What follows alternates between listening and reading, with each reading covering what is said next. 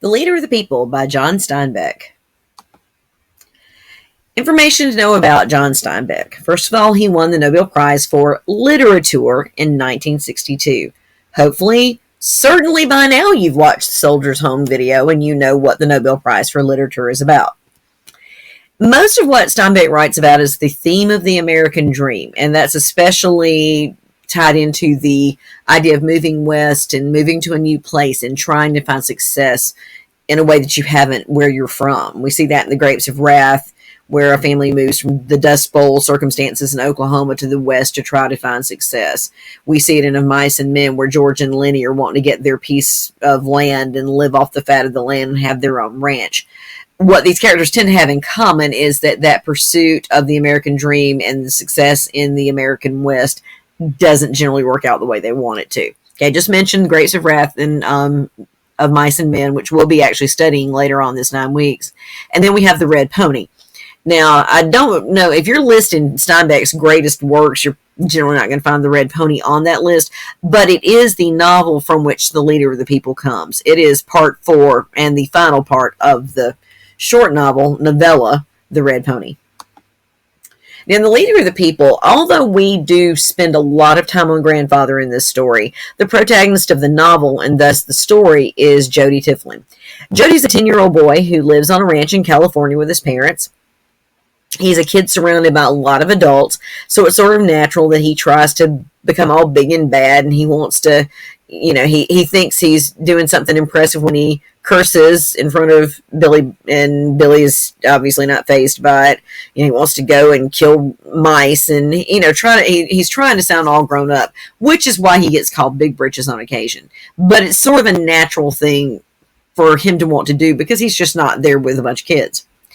Now, he is also significant to this story because he's the only person who is truly interested in his grandfather's Westering stories that are boring everybody else to death by now. Not like Jody hasn't heard them before, but Jody still enjoys hearing them multiple times. The rest of the family, not so much. Now, the grandfather. His big thing was in the 1800s, he led the people west, and in this case, I mean west as in direction. The west would be capitalized, but I'm just mean direction-wise now, to California in the 1800s so that they could pursue their dreams. And he was a leader, and understand that these groups of travelers in wagons didn't have an easy time getting from point A to point B. Somebody who was leading that up and keeping everybody together and getting them there safely was a pretty big deal. So in his time, he was very important. The problem is now that part of his life is over, and that part of basically American history is over, and all he's got left is his stories. His glory days are gone, and he just keeps repeating the same stories over and over. For the most part, people just don't want to hear it anymore. They're just, for the most part, too polite to say it. Carl, even to his face, does sort of give some indications of being bored that Grandfather can kind of overlook. It's only at the point that he overhears Carl just sort of losing his mind to his being Carl's wife, Jody's mother, about Grandfather, who is Carl's wife's father, Carl's father-in-law.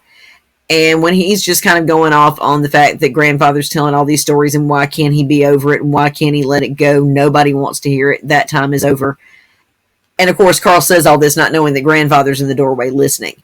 And that's the point at which he realizes that he has to face that reality that time really is over. And we look at Steinbeck's description of Grandfather at that point as small and thin and black. That there's just sort of this darkness that takes over him. And whereas before he's just been the kind of the big bad, old man type big bad, he carries himself very proudly. He still sees himself as that leader. In that moment, he just sort of becomes that little shriveled up old man, and he feels small for the first time.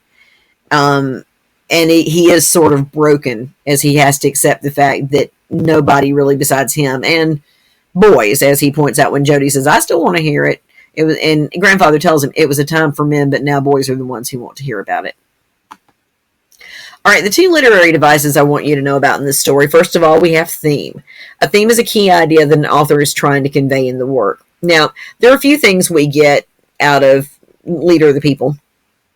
One is the fact that the westward movement by the beginning of the 20th century really has declined. but it also says something about the American dream. Is it really a thing? Can people go into these sets of circumstances and find success? Certainly what the story gets across is that at this point, doing the go west, find my land, set up my, new home, whatever that, build my ranch, that at this particular point is no longer a thing. It's not like people are traveling west to do that anymore. We see that has died out with grandfather, or we see with grandfather that has died out. And so that kind of gets across the idea that the American dream of moving west has actually died. And the other is coming of age. Now, coming of age is a transition between childhood and adulthood. It's something that happens to a child that moves that person a little bit closer toward being an adult. And we see that. Now, granted, 10-year-old Jody is not an adult by the end of the story, don't get me wrong. But what we do have with Jody in the end of the story is setting aside the selfish tendency of, and I don't mean that in a bad way, but there's a maturity that comes with age. The kids are usually sort of focused on themselves at certain times. Jody is able, through how much he loves his grandfather, he truly sees how broken and hurt his grandfather is, and his first impulse is, let me make it better. And there's sort of, Steinbeck doesn't spell this out, but you sort of see Jody thinking, okay, what would make me feel better? Some lemonade might make me feel better. I'm going to go get grandfather some lemonade. Now, grandfather doesn't necessarily want the lemonade, but then when he realizes, and here again, he realizes what Jody is trying to do and how much it means to him to try to be something, uplifting for his grandfather, he accepts the lemonade. I have that happen a lot when my kids offer me food that I don't particularly want. But that was when we see Jody in the beginning of the story, who's cursing and killing mice to try to seem as though he's all grown up. Then we see him in the end of the story, and his mother is really surprised when he comes in and says, no, I don't need a lemon to make a lemonade for myself. I just want to make one for grandfather. And his mother sees, how caring and everything Jody is toward his grandfather and gives him the lemons. All right, well, that's about it for The Leader of the People. Again, if you have a question, send it to me through Remind, and I will try to get you straightened out.